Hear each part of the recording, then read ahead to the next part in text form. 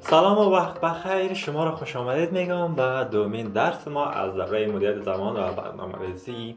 یک مروری داشته باشیم بر درس گذشته در مورد این بود که برنامه‌ریزی و مدیریت زمان در اصل چیست و گفتیم که میتونیم بگوییم که تصمیم و هدفی که با آینده گرفتیم بر از او اقداماتی که در لحظه حال انجام میدیم برش میگیم مدیریت زمان، یعنی به آوردن زمان آینده به حال و برنامه‌ریزی بر از اون و اقدام به خاطر دستیابی به اهداف ما می باشه. داستان دهقان فهمیدیم که همه ما مثل یک دهقان قبل از اینکه شروع به کاشتن نهال و دانه در روی زمین کنیم، اولین کاری که قبل از این باید انجام بدیم است که وقت خود آزاد کنیم تا بتونیم که برویم و سر زمین خود و سر اهداف خود کار و تلاش کنیم. و در مورد اقدام ها همچنان براتون یک اقدام دوستان که کارهای روزمره تان ثبت کنید تا باشد که بدانیم در این درس همراهشان چیکار کنیم.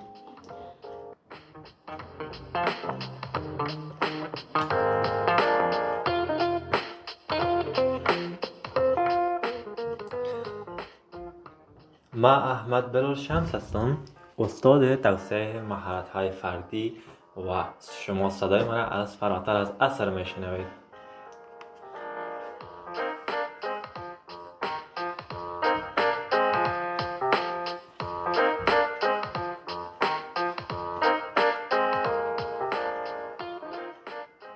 قبل از اینکه بریم سر اصل مطلب میخوام در مورد این بگویم براتون که در این جلسه در مورد چیزهای صحبت میکنیم. در قسمت اول صحبت میکنیم که هدف، آیا برای برنامه‌ریزی هدف نیاز داریم ما و اصلا باید هدف گذاری کنیم و یا نه. در قسمت بعدی ساختار مغز میفهمیم، چون که در قسمت قبلی براتون گفته بودم که در درس اول که مغز ما نیاز داره، ساختار مغز ما نیاز به این داره که یادداشت برداری کنیم. همونطور که در اول جلسه گفتیم که افراد موفق کسایی هستن که وقتی آموزشی میبینن و درسی رو میخونن حتما نوت یادداشت برداری میکنن و در امروز میفهمیم که نظر به ساختار مغز چرا باید کار کنن. در قسمت بعدی هم میدانیم که چرا از برنامه‌های ما عقب میمونیم و کارهایی که تصمیم داریم انجام بدیم و هرگز به بعضیشان نمیرسیم و بعضیشان هم به بسیار سختی میرسیم تا انجام بدیم.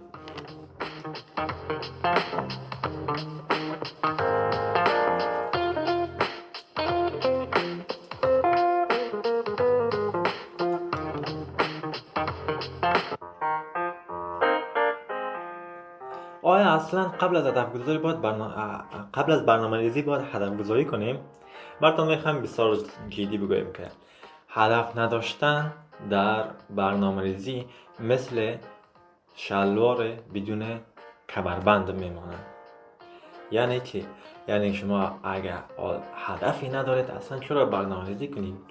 و ما زمان برنامه‌ریزی میکنیم چون میخواهیم به چیزی برسیم. شما یه لحظه با خودتون فکر کنید، تصور کنید که به چی میخوای برسی، کجا هستی فعلا و کجا میخوای برسی، به چی آدمی تبدیل شی و چی را به دست بیاری.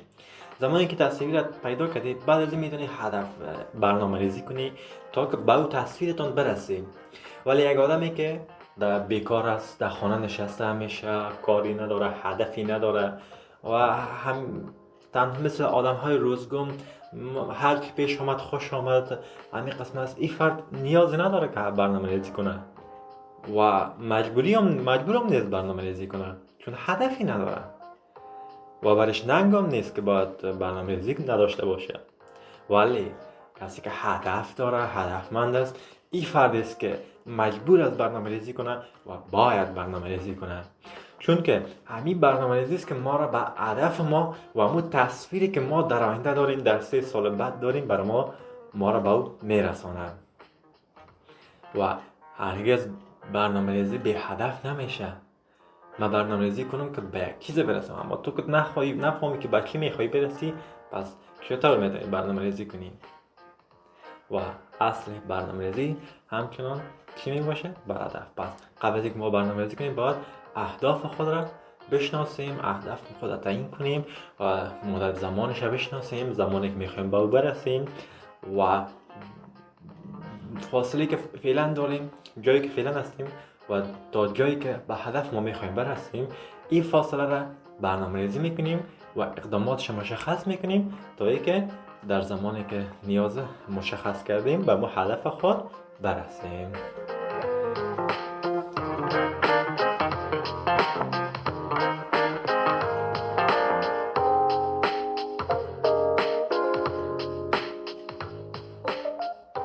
آقای دیوید آلن که مخترع و کاشف برنامه‌ریزی برای روش GTD است و یکی از افراد موفق جهان است، میگه که مغز ما جای نگهداری ایده ها نیست، بلکه مغز ما به خاطر تولید ایده هاست.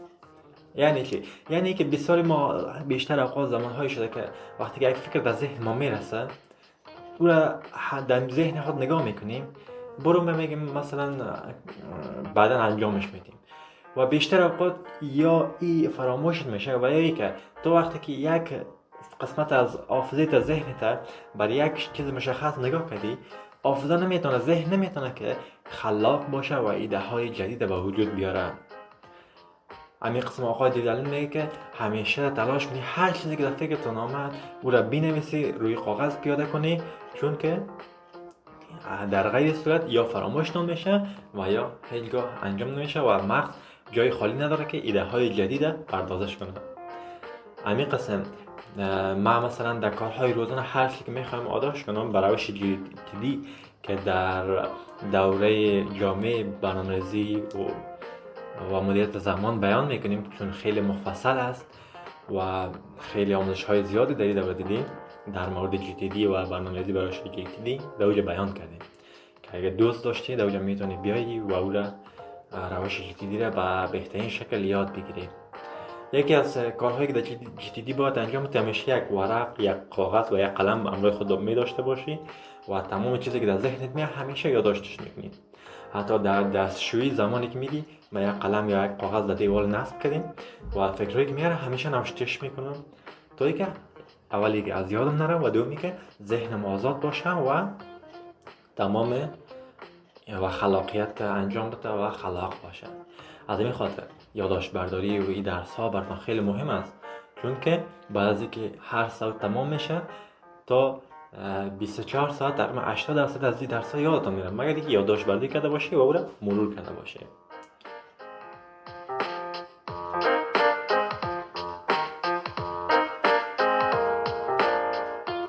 ساختار مغز ما به خاطر هدف گذاری و برنامه‌ریزی ساخته نشده. مغز ما اجداد ماست که از سالهای قبل از زمانی که در کره خاکی اولین بار قدم گذاشتن و او اجداد ما تنها کاری که انجام میدادن این بود که برن شکار کنن و برای غذای روز خود پیدا کنن، غذای امروز خود پیدا کنن و زمانی که غذای روز یک خرگوش یک چیز شکار میکنن و غذای امو شب یا چاشت خود پیدا میکنن، دیگه نیاز نبود که به چیز فکر کنن.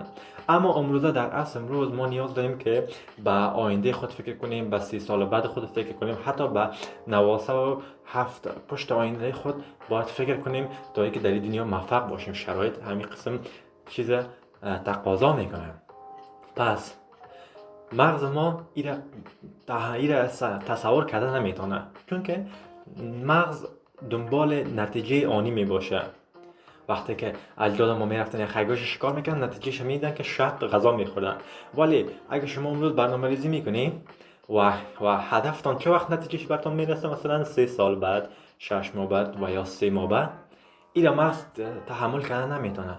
تو امروز یک ساعت هر روزانه یک ساعت زحمت میکشی، تلاش میکشی، ولی نتیجه را مغز دیدن نمیتونه. مغز نمیتونه تصور کنه که این کاری که امروز میکنی درکش برش رفته و که 6 ماه بعد نتیجهش خواهی دید. پس اینا باید بفهمی که یکی از دلایلی که در برنامه‌ریزی ما ناامید میشیم و نمیتونیم بیشتر از یک هفته برنامه خود اجرا کنیم است که مغز دنبال نتیجه میره و نتیجه را دیده نمیتونه. پس میتونی یک راهکاری که داریم در قسمتی که قسم فعالیت کنیم که نتیجه را تمثیل کنیم و نتیجه را ببینیم. مثلا اگه 1 ساعت درس میخونی، پیش خودت یک تصویر از 1 ساعت قبلت و 1 ساعت بعد داشته باشی. مثلا میتونی کار با آزمون گرفتن از خودت یا تست گرفتن از خودت برای مغز نشان بدی که اینه مثلا ما چقدر تغییر کردیم، چقدر پیشرفت کردیم. این باعث میشه که مغز انگیزه بگیره و به کار خود ادامه بده.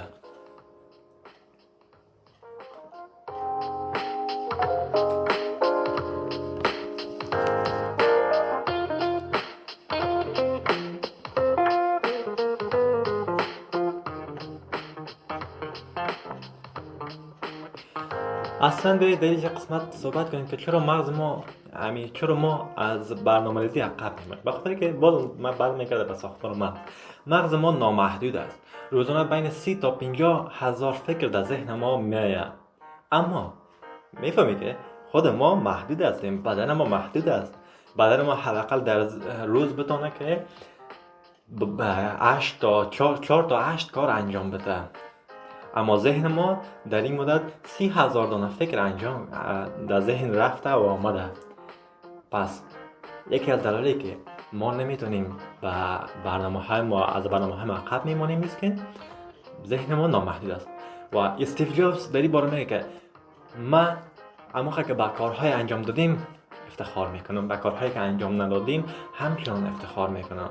استیو جابز آدم است که شرکت اپل و تلفن‌های آیفون اختراع کرد. این فرق نه که من کارهایی که انجام ندادیم و افتخار میکنم. چرا؟ چون که به کارهایی که انجام ندادیم وقت آزاد شده برای کارهایی که انجام دادیم.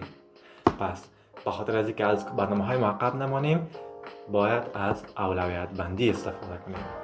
همین اولویت بندی باعث میشه کارهایی که مهم هستن او را ما انجام بدیم و از کارهای جعلی و فریبکارانه که در راستای هدف ما نیست دوری کنیم.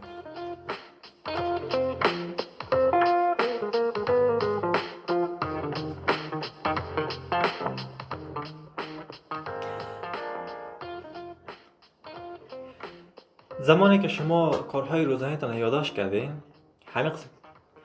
کردید، این کارها را فعلا به آگاهی میرسه که شما که ما چقدر زمان بالای کدام کار سپری کردیم. ورقی که پیشتان است را ببینی و بررسی کنی و ببینی که هر بالای اهدافتان چقدر زمان گذاشته و آیا این زمانی که روزانه گذاشته پراگنده بوده یا یک جای بوده و یا ای که از بین یک کار تا بین انجام ده کار در بینش چقدر تفریح کردی، تفریح زیاد کردی، به اندازه کردی یا بیش از حد کردی. تمام اینا را بررسی کنی و تحلیل کنی و ببینی کدام جاها را میتونی اصلاح کنی و ببینی که معمولا کدام قسمت روز نقطه پر انرژی شما بوده و ای که در کدام ساعت بهترین انرژی داشتی و خوب میتونستی که کارها انجام بدی. با شناسایی از یا ما میتونیم که یک قالب به خود بسازیم و نظر به اون قالب کارهای خود هر روز به نوع بهتر انجام بدیم که قالب سازی در دوره جامعه مدیریت زمان با شکل بهترش براتون بیان میکنم. چون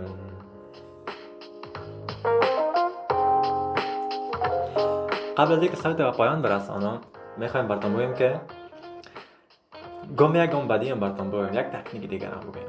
او تکنیکی است که تخمین بزنی. کارهایی که میری انجام میدی تخمین بزنی. مثلا تخمین بزنی که اگه شما میخوای که یک صفحه کتاب بخونی، یعنی مثلا تخمین بزنی که این صفحه کتاب من در چند دقیقه، در چند ثانیه، در چند ساعت ختم میکنم. یا ای که میخوای که از خانه بری تا بازار، تخمین بزنی که در این زمان من در چند دقیقه میتونم که در بازار برسم. بعضی تخمین زدی و تخمینتون رو باید اصلاح کنید که خیلی مهم است. تخمین میزنیم که در چند دقیقه میتونم تا بازار برم و بعضی رفتم مثلا 2 دقیقه 3 دقیقه کم بود یا زیاد بود یا بیخی تفاوت داشت، این را اصلاح میکنیم. و اینکه چرا تخمین زدن مهم است و چرا ما باید اصلا تخمین بزنیم زمان کارهای ما را در برنامه‌ریزی و مدیریت زمان در صوت بعدی، در درس بعدی حتما براتون میگم و دوست دارم که با انگیزه کارهایی که براتون گفتم انجام بدین و اینکه حتما همین نکات ریز ساده را که اجرا کنید شما به برنامه‌ریزیتون میرسید، ان شاء الله به هدفتون حتما میرسید. شما رو به خداوند نیک بی‌نیاز میسپارم و تا درس بعدی خدا یارتون.